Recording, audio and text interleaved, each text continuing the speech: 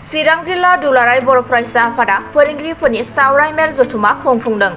गुदि गेजेर आरो गोजौ फोरोंगिरिफोरखौ लानानै आदब आरो गुनगोनां सोलोंथाइ मावथांखिनि सायाव सावराय जथुम लादों चिरां जिल्ला खासिकथा गोजौसिन गेजेर फरायसालियाव सानसेनि हाबाफारि लानानै मैया चिरां जिल्ला दुलाराय बर' फरायसा आफादनि बानजायनायाव फोरोंगिरिफोरनि सावराय जथुम खुंफुंदों। बे हाबाफारिखौ मोनथाम दखरा सिडली चिरां, काजलगाव दखरा आरो बासुगाव दखरानि सिङाव थानाय गासै फरायसालिनि गाहाय फोरोंगिरिफोरजों लोगोसे लोगो फोरोंगिरिफोरखौ लानानै खुंनाय जायो। लोगोसे हाबाफारिनि गेजेरजों फोरोंथाय लानाय, फोरोंथाय होनाय, फोरोंथाय मोननायनि गेजेरजों उननि समाव फरायसा फरायसुलि बिथांमोनखौ गुन गोनां गोग्गो सोलोंथाइ होनो हागोनखौ नुहुरदों।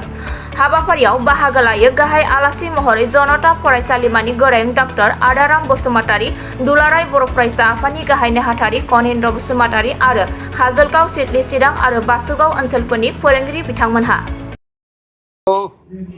जेरैबायदि मावबादा सोलिदों, गुदि फरायसालि, गेजेर फरायसालि आरो गोजौ फरायसालिनि फोरोंगिरिफोरखौ लानानै सरजाबजोबनानै जा मावबादा, बेयो मोनसे मोजां हाबाफारि जादों।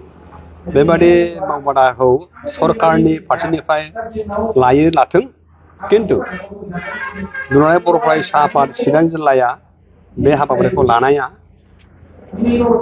बर' हारिनि फारसे, बर' समाजनि फारसे आरो बर' हारिनि इयुन जोलै बर' फरायसाफोरनि फारसे मोजां मोनसे हाबाफारि जादों होननानै आङो बुङो।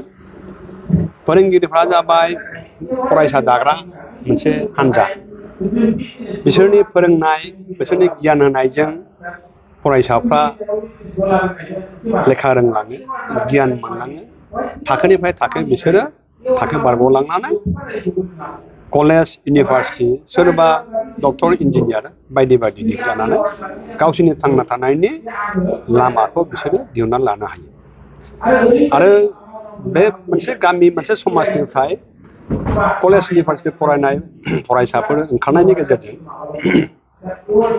गिदिर गिदिर साख्रि मावग्रा सुबुंनि ओंखारनायनि गेजेरजों डक्टर, इन्जिनियार फरायग्रा एबा बेबादि डक्टर, इन्जिनियार जानो हानाय सुबुं ओंखारनायनि गेजेरजों बे गामि आरो समाजा मोनसे जौगाखांनाय एबा डेभेलपमेन्ट बेबायदि सफैयो। बे जेराव बेबादि सुबुंनि बिबाङा बांगोन, बेबादि लेखा गोरोंनि बिबाङा बांगोन, अब्लानो बे हारिया जौगाखां हारि, डेभेलप हारि हिसाबै सिनायथि मोनगोन। बेनिखायनो हारि जौगानायनि हाबा मावनोब्ला गिबियै फरायसाफोरनि गियान लानाय, फरायसाफोरनि फरायनायनि सायावहाय गोबां गुरुत्त' होनानै खामानिखौ मावनांगौ। आरो बेनिखायनो दुलाराय बर' फरायसा आफादा बे खामानिखौ लादों। मानोना दुलाराय बर' फरायसा आफादनि गोबां थांखिफोरनि गेजेराव मोनसे थांखिया जाबाय हारि दानाय। आरो बे हारि दानाया फरायनाय एबा गियाननि गेजेरजों, इडुकेसननि गेजेरजों हारि दानाय, बेखौ बिथांमोना जोर होदों। बे हाबाफारिया बाख्नायजाथाव, आं बाख्नायदों। आरो बे हाबाफारियावहाय बे ओनसोलनि गुदि, गेजेर आरो गोजौ फरायसालिनि गोबां फोरोंगिरिफोर फैदों, बिथांमोना बाहागो लादों। आं सानो दिनैनि बे मावबादायाव फैनायनि सिगांनो गोबां फोरोंगिरिफ्रा गावबा गावनि बेबादि रोंगौथि, एक्सपिरियेन्स बिथांमोना दंखायो। गोबां साफा सानैया गैया, अब्लाबो थाखाग्राफ्राबो दिनैनि मावबादानि गेजेरजों साबसिनै बुजिनो हानाय, बिबान रुजुनो हानाय बेबादि मोनसे अबस्था एबा हालोदखौ बिथांमोना मोनदों। आरो जायफ्रा गोनो गोथोआव दङ, जायफोर गोदान फोरोंगिरि, जायफ्रा लामा मोनथ'वाखै, बिथांमोनहाबो दिनैनि बे मावबादानि गेजेरजों फोरोंगिरि हिसाबै गावनि बिबानखौ बुजिनाय, गावनि बिबानखौ फोरोंगिरि हिसाबै बुजिनानै फरायसालियाव थांनानै फरायसाफोरखौ फोरोंनाय, बिथांनि फोरोंनायजों फरायसाफोरनि मोजां रिजाल्ट खालामनाय, समाजाव लेखा गोरोंनि बिबां बांनाय, हारियाव लेखा गोरोंनि बिबां बांनाय, बेयो गाहामैनो गोहोम खोख्लैलांगोन होननानै आंहा फोथायनाय दङ। बेनिखायनो बे हाबाफारिनि फारसे आंनि साबायखर। सार, गोबां फोरोंगिरिफ्रानो एन्टि ससियेल एक्टिभिटिस आरो राजखान्थिजों बुंफबनानै थायो, बिथांमोनखौ मा खावलायदों सारा? बेनि फारसे रोखा खोथा दङ। फोरोंगिरिफोरनि गुबै बिबाना जाबाय फरायसा सोरजिनाय, समाज दानाय आरो हारि दानाय। राजखान्थिनि फोथाराव हाबनानै फरायसाबो सोरजिनो हाया, समाजबो दानो हाया। आरो गुबुन गुबुन खामानि सोरबाया बेबसायाव सोरबाया खेथि बाथियाव लोहाबनानै गावनि फरायसालियाव फैनानै फरायसाफोरखौ फोरोंनाय बेफोर समायफोरखौ जुदि नस्थ' खालामदोंब्ला बेबो गनायथाव एबा गनायना लाजाथाव नङा। बिथांमोननि फारसे आंनि बेनो खावलायनाय जे सोरहाबा जुदि बिदि दङब्ला नोङो मोनायाव मा मावो माव, फुङाव मा मावो माव, खिन्थु फरायसालिनि जेनाखि समय आरो फरायसाफोरनि जानाखि मावनांगौ बिबान बे खामानिनिफ्राय एक इन्सिबो दोरोदनानै थानो नाङा। जुदि नोंथांनि अबहेला खालामनायनि गेजेरजों मोनसे क्लासनि गथ'फ्रा नस्थ' जायोब्ला बे क्लासावहाय 10 जन थागोन, 10 जन गथ'आ नस्थ' जागोन। नों सासेहा उदै बुंगोन खिन्थु 10, 20 जन, 50 जन गथ'फ्रा गियाननिफ्राय गोमागोन, गियाननि आंखाल जागोन।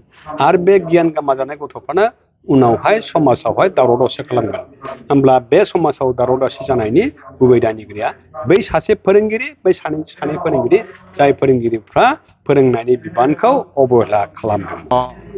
फोरोंगिरिफोरा सासे गथ'नि आरो सासे फरायसानि लामा दिन्थिगिरि, गाइड आरो मेन्टर आरो इयुन दाग्रा होननानै बुङोब्ला जों फोरोंगिरि बिथांमोनखौ जोङो बुंनांगोन। आरो गिबियावनो फोरोंगिरि समाजनिसिम आङो दुलाराय बर' फरायसा आफादनि जानानै आङो खुलुमनाय आरो सिबिनायखौ बावहरग्रोदों। दा जोंनि हारि आरो जोंनि ओनसोल आरो समाजखौ जेरैबो बिथिङै जौगाहोनांगौनि थांखि आरो बिथांखिजों दुलाराय बर' फरायसा आफादा खामानि मावबाय थादों। आरो सोलोंथाइ बिथिंजों फोरोंगिरि समाजनि जोंनि मानगोनां फोरोंगिरि बिथांमोना सानफ्रोमबो फरायसालियाव फरायसाफोरखौ लोगो मोनबाय थानानै जिखिनि इनफरमेसन, जिखिनि माने नलेज बा जिखिनि स्किल बा जिखिनि मोनसे क्रिटिकेल मोनसे थिंकिं खालामनो हानायनि जिखिनि मोनसे गोहो जे इम्पार्ट खालामो बेखौ फोरोंगिरि बिथांमोना खालामो।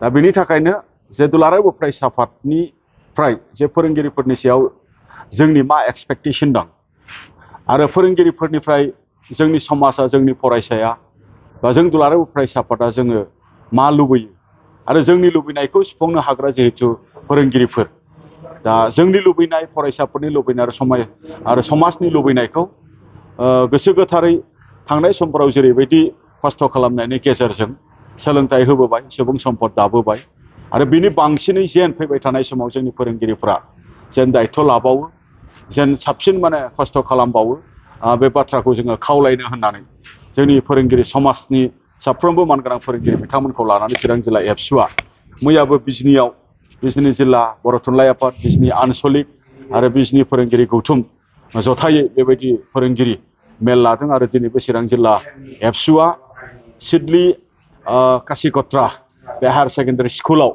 दिनै फोरोंगिरिफोरनि जथुम लादों। आरो बे जथुमखौ आङो बाहागो लानो मोननानै जोबोदैनो माने गोजोनग्लायनाय मोनदों।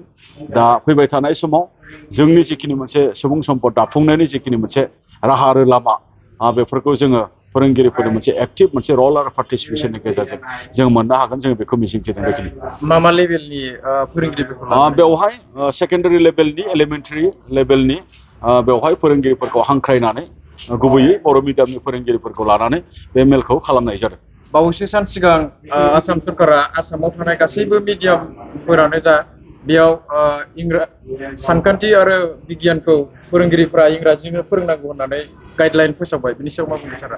दा बावहाय सानखान्थि आरो बिगियान थाखो 2नि जिखिनि मेथामेटिक्स एन्ड जेनेरेल साइन्सखौ इंलिस मिडियाम बा इंलिस लेंगुवेजजों जेनाखि फोरोंनांगौनि बाथ्रा बेखौ दुलाराय बर' फरायसा आफादा जे दिननिफ्राय जोङो खोनादों, जे दिननिफ्राय आसामनि जे डिसिसन पलिसिखौ नुदों, बे दिननिफ्रायनो जों अफस खालामदों, जों बिर'धिता खालामदों। आरो बिर'धिता खालामनानै आसाम गभर्नमेन्टनि बा इडुकेसन डिपार्टमेन्टनि जिखिनि मोनसे थांखि बेखौ माने रिथिं खालामनो थाखाय जोङो बिथांमोनखौ खावलायबाय थादों। आरो बिथांमोना बे पलिसिखौ चेन्ज खालामनांगौ होननानै जोङो बुंबोबाय थादों।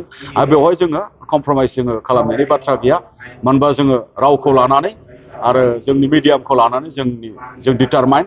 दा बेखौ जोङो जाफुङागौ माने जोङो सोमावसारनायनि बाथ्रा, जिखिनि डेम'क्रेटिक वेनि गेजेरजों बिथांमोननि खाथियाव दाबि खालामनांगौनि बाथ्रा, सावरायनांगौनि बाथ्रा, बेखौ जोङो लांबाय थादों। गोजोन्थों।